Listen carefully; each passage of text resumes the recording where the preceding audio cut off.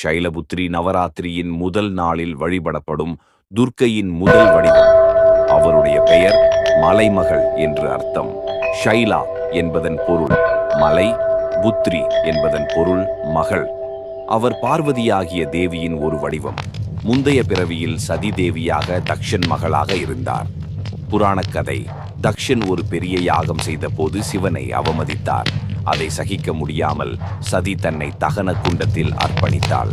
பிறகு அவர் ஹீமவத் மலைராஜாவின் மகளாக பார்வதியாக பிறந்தார்.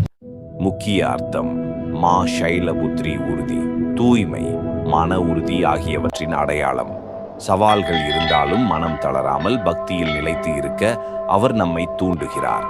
அவரது தோற்றம்: அவர் நந்தி எனும் காளையின் மீது சவாரி செய்கிறார். வலது கையில் திரிசூலம், முக்கோல், இடது கையில் தாமரை மலர் தாங்கி இருக்கிறார். மஞ்சள் அல்லது வெள்ளை நிற ஆடை அணிந்து அவர் நாளில் வழிபடுவது சிறப்பானது. அவர் சந்திரனை ஆண்டாளாக கருதப்படுகிறார். இதனால் மன அமைதியும் உணர்ச்சி நிலைத்தன்மையும் கிடைக்கும். ஆன்மீக முக்கியத்துவம்: நவராத்திரியின் முதல் நாளில் மா சைலபுத்ரியை வழிபட்டால் ஆன்மீக விழிப்புணர்ச்சி வரும். புதிய செயல்களை தொடங்க வலிமையும் துணிவும் கிடைக்கும். அவர் மூலாதார சக்ராவுடன் வேர் சக்ரா தொடர்புடையவர். இது நிலைத்தன்மை மற்றும் உறுதியை குறிக்கிறது. ஜெப மந்திரம்: ஓம் தேவி சைலபுத்ரியை நமஹா. இதை ஜபிப்பதால் உறுதி, அமைதி, உள்ளார்ந்த வலிமை கிடைக்கும். மா பிரம்மசாரிணி நவராத்திரியின் இரண்டாம் நாளில் வழிபடப்படும் துர்க்கையின் வடிவம். அவள் பெயர் 2 சமஸ்கிருத சொற்களிலிருந்து வந்தது. பிரம்ம என்றால் தவம், பரம சத்தியம். சாரிணி என்றால் நடப்பவள் அல்லது பின்பற்றுபவள். அதனால் மா பிரம்மசாரிணி என்றால் தவமும் விரதமும் செய்யும் தெய்வம் என்பதை குறிக்கும்.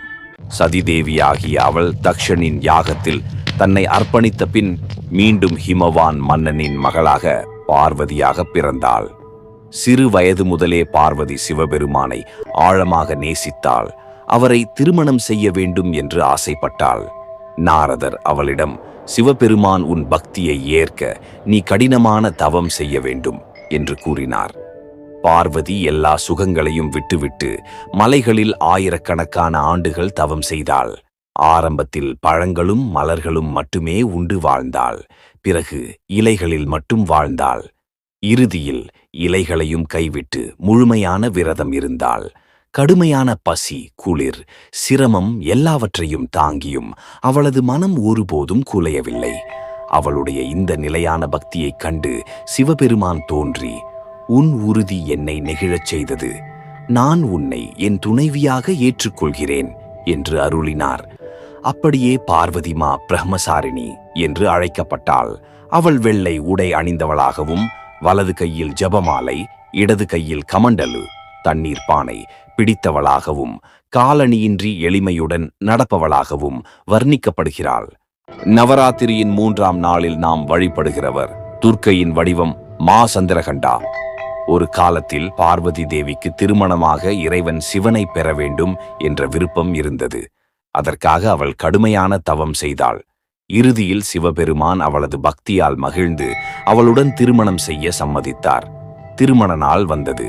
சிவபெருமான் தனது பரம்பரையான பயமுறுத்தும் வடிவில் உடலெங்கும் சாம்பல் பூசி, பாம்புகளை அணிந்து, புலி தோல் போர்த்தி, பூதகணங்களும் முனிவர்களும் குரங்குகள், யானைகள், பல்வேறு உயிர்களும் கூடிய பேரணியுடன் வந்தார். அந்த தோற்றத்தை பார்த்த பார்வதி தேவியின் குடும்பத்தார் அச்சமடைந்தார்கள். அப்போது பார்வதி தேவி அனைவரையும் அமைதியாக்கி சிவனின் பெருமையை உணர்த்த தனது தெய்வீக வடிவமான மா சந்திரகண்டாவாக மாறினாள். அவள் பொன் போன்ற தேகம், 10 கரங்களுடன் ஆயுதங்களை ஏந்தியவள், நெற்றியில் மணி போல வடிவம் கொண்ட திங்களை அணிந்தவள். அவளது மணி ஓசை 3 உலகங்களிலும் ஒலித்து அனைத்து தீமைகளையும் அசுரர்களையும் விரட்டியது. அவளது அமைதியான முகமும் வலிமையான தோற்றமும் அனைவருக்கும் தைரியத்தை தந்தது.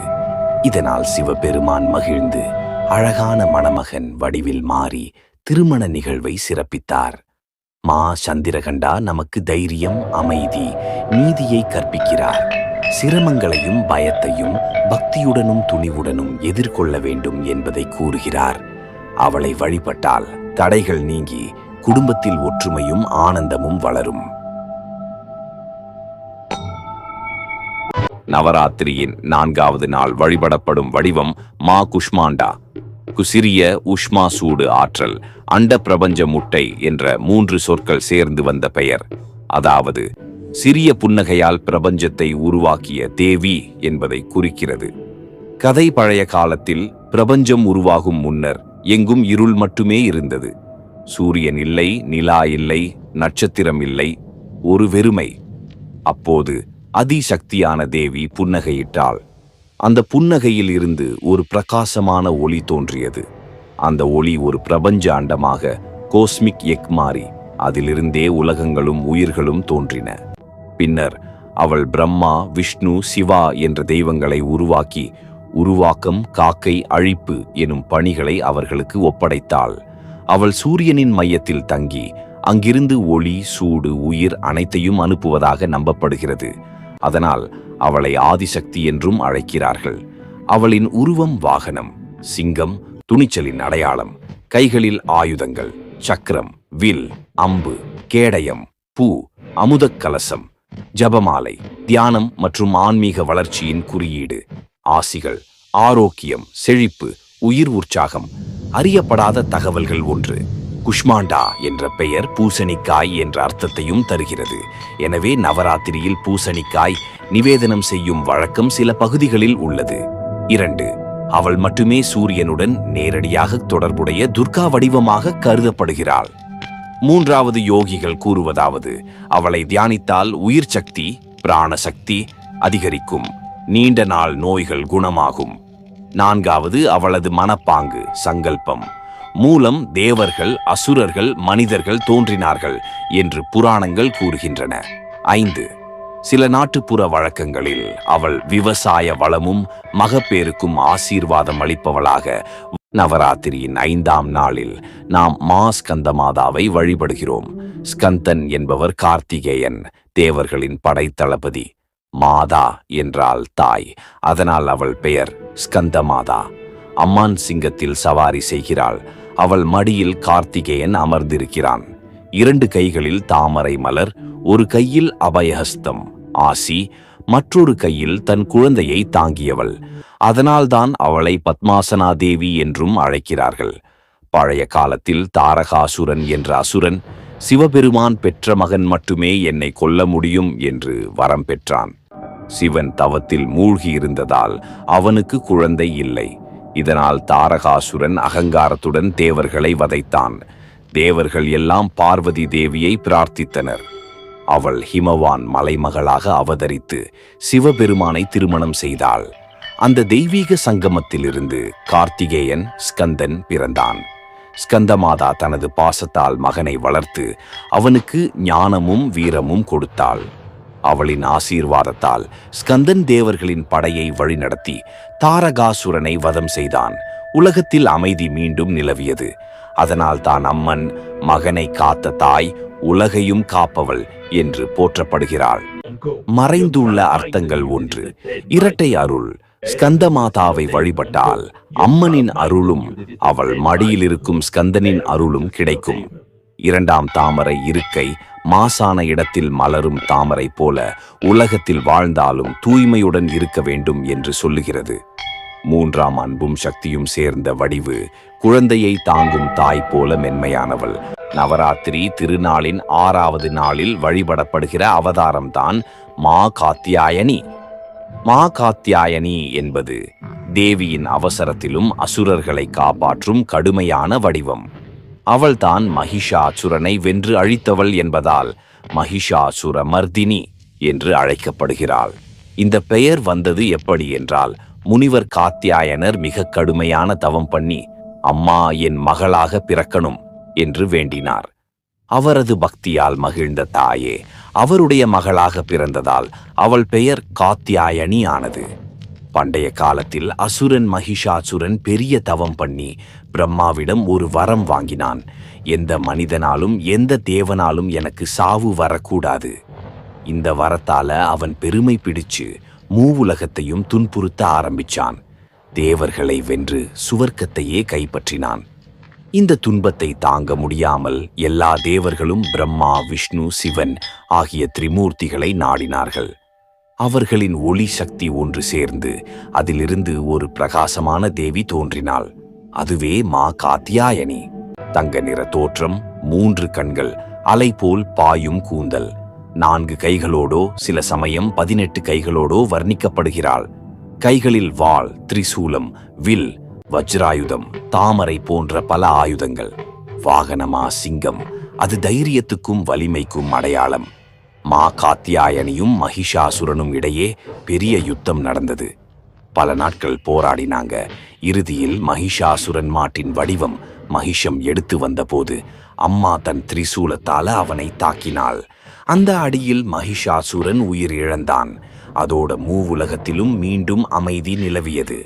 மா காத்தியாயனி தைரியம், பாதுகாப்பு, நீதிக்கான கோபம் என்பதின் வடிவம்.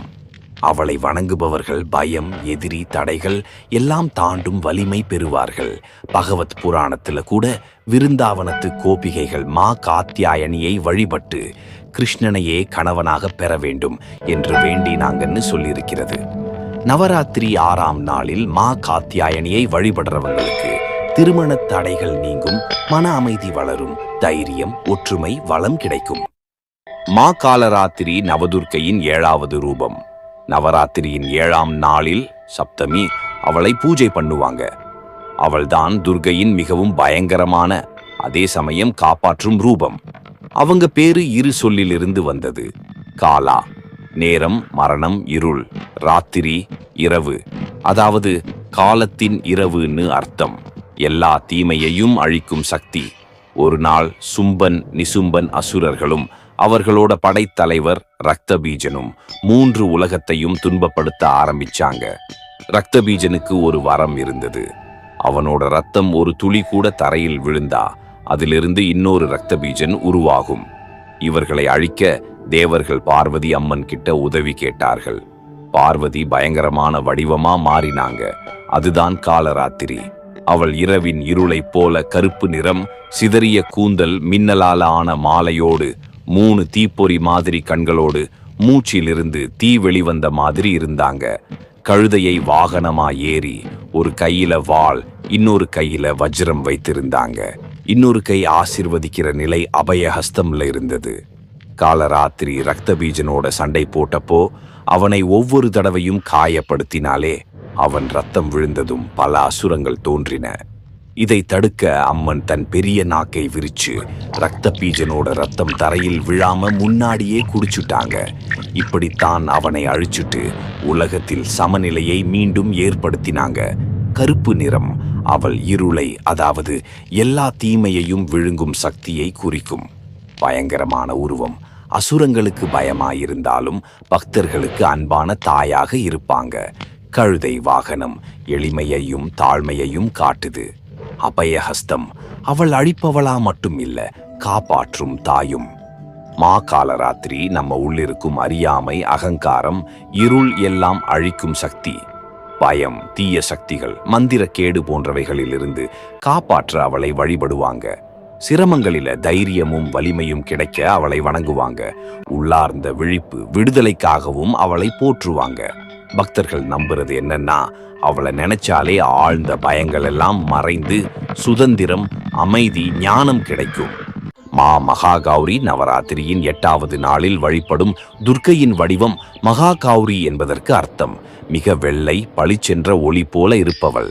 அவள் பரிசுத்தமும் அமைதியும் கொண்ட தெய்வம். ஒரு சமயம் பார்வதி அம்மன், இமயமலையின் மகள், சிவபெருமானை கணவனாக பெறுவதற்காக கடுமையான தவம் செய்தார். பல வருடங்கள் காடு போய் உண்ணாமல் கடுமையான சூறாவளி, வெயில், மழை எல்லாம் தாங்கி தவம் தொடர்ந்தார். அந்த தவத்தால் அவளுடைய உடல் தூசியில் கரும்பட்டது. தோல் கருப்பாக மாறியது. ஆனாலும் அவள் மனதில் ஒரே எண்ணம், சிவபெருமான் எனக்கு கணவனாக வர வேண்டும் என்பதுதான். இறுதியில் சிவபெருமான் அவளது தவத்தைக் கண்டு கருணை கொண்டார். அவர் கங்கையின் புனித நீரால் அவளை குளிக்க வைத்தார். சில கதைகளில் கங்கை நீரை சிதறச் செய்தார் என்று வரும். அப்போது பார்வதியின் உடல் முழுதும் பளிச்சென்று வெண்மையாயிற்று. நிலா போல, மல்லிப்பூ போல அவள் ஒளிவிட்டாள். அந்த நாளிலிருந்து அவளை மா மகாகௌரி என்று அழைக்கத் தொடங்கினார்கள். அவளுடைய உருவம் பசுமை நிறமில்லாமல் முழுக்க வெள்ளை நிறத்தில் பிரகாசமாக இருக்கிறார். வெள்ளை உடை அணிந்திருக்கிறார். வெள்ளை காளை நந்தி மீது அமர்ந்திருக்கிறார். 4 கரங்கள், ஒரு கையில் திரிசூலம், மற்றொரு கையில் உடுக்கை, மற்ற 2 கரங்களில் அபய ஹஸ்தம், பயமின்றி ஆசிர்வாதம் மற்றும் வரமுத்திரை, வரம் தரும் கை இருக்கிறது. மகா கௌரியை வழிபட்டால் பாவங்கள் நீங்கி மனசு சுத்தமாகும். அமைதி, வளம், நல்ல வாழ்வு கிடைக்கும். திருமணமாகாத பெண்களுக்கு நல்ல மன வாழ்க்கை தருவாள் என்றும் நம்பப்படுகிறது. சுருக்கமாக சொன்னால், மகா கௌரி நம்மை எல்லா குறைகளிலிருந்தும் சுத்தமாக்கி நல்ல வாழ்க்கை தரும் தாயாக இருக்கிறார். சித்திதாந்திரி பற்றி அறிந்து கொள்ள நம் சேனலை சப்ஸ்கிரைப் செய்யுங்கள். சித்திதாத்ரி நவதுர்க்கையின் 9வது வடிவம். மிக பழைய காலத்தில், உலகமே இல்லாத நேரம், எங்கும் இருட்டே இருந்தது. அந்த பெரிய மகா பிரளயத்தில் ஆதி பராசக்தி தன்னையே வெளிப்படுத்தினாள். அவள் உருவத்திலிருந்துதான் சித்திதாத்ரி அம்மன் தோன்றினாள். சித்தி என்றால் அதிசய சக்திகள், தாத்ரி என்றால் கொடுப்பவள். அதாவது எல்லா சித்திகளையும் தரக்கூடிய தேவியாக சித்திதாத்ரி விளங்குகிறாள். உலகை உருவாக்கவும் காப்பாற்றவும் சிவபெருமான் மிக கடுமையான தவம் செய்தார். அந்த தவத்திற்கு பதிலாக சித்திதாத்ரி அம்மன் அவர் முன் தோன்றி அவருக்கு அஷ்ட சித்திகளை அருளினாள். அவை அனிமா, மகிமா, கரிமா, லகிமா, பிராப்தி, பிராகாம்யா, ஈஷித்வா, வசித்வா. இந்த சித்திகளால் சிவபெருமான் முழுமையடைந்தார். அப்போது சிவபெருமானும் பார்வதி தேவியும் இணைந்து அர்த்தநாரீஸ்வரர் என்ற வடிவம், அரை ஆண் அரை பெண் வடிவம் வெளிப்பட்டது. இது சக்தியும் சிவனும் பிரிக்க முடியாதவர்கள் என்பதை குறிக்கிறது. படைப்பில் பங்கு சித்திதாத்ரி அம்மன் அருளால் பிரம்மா அறிவு பெற்று படைப்பை ஆரம்பித்தார். விஷ்ணு பாதுகாக்கும் சக்தி பெற்றார். சிவன் அழிக்கும், மீண்டும் படைக்கும் சக்தி பெற்றார். தேவர்கள், முனிவர்கள் அனைவரும் சித்திகளை பெற்று தர்மத்தை காப்பாற்றினர். அம்மன் உருவம். அம்மன் பொதுவாக தாமரை மேல் அமர்ந்தோ அல்லது சிங்கத்தில் அமர்ந்தோ இருப்பாள். 4 கரங்களிலும் சக்கரம், சங்கு, தாமரை, கதை, கதாயுதம் ஏந்தியிருப்பாள். முகம் எப்போதும் அமைதியும் ஞானமும் பொங்கும். நவராத்திரி வழிபாடு. நவராத்திரியின் 9வது நாளில் நவமி அம்மனை வழிபடுகிறார்கள். அவள் அருளால் பக்தர்கள் பொருளாதார வளமும் பெறுகிறார்கள். அதே சமயம் ஆன்மீக ஞானமும் மோட்சமும் கிடைக்கிறது.